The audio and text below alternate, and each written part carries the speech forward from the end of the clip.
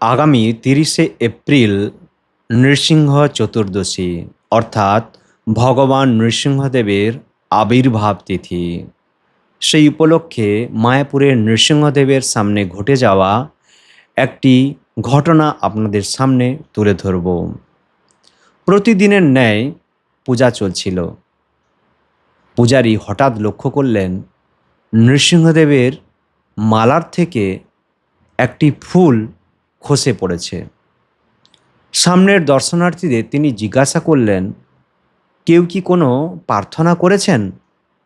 কোনো উত্তর এলো না।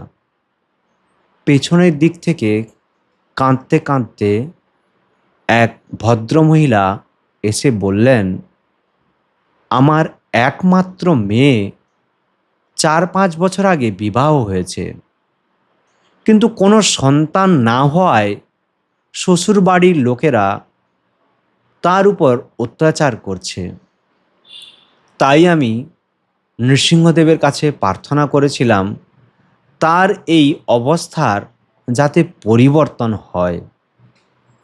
পূজারী সহাস্যে বললেন, আপনার প্রার্থনা নৃসিংহদেব মঞ্জুর করেছেন। এই ফুলটি সযত্নে নিয়ে যান, এই ফুল ধুয়ে জল পান করাবেন আপনার মেয়েকে। তারপর ১ বছর কেটে গেল। হঠাৎ একদিন সেই মাতাজি, তার মেয়ে এবং জামাই সঙ্গে একটি সদ্যজাত পুত্র।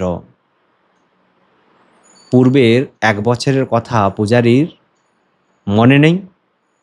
মাতাজি তাকে স্মরণ করালেন এবং বললেন যে এই নৃসিংহদেবের কৃপায় তার মেয়ের কোল আলো করে এই পুত্র সন্তানের জন্ম হয়েছে এবং তার নাম ওনারা রেখেছেন প্রহ্লাদ।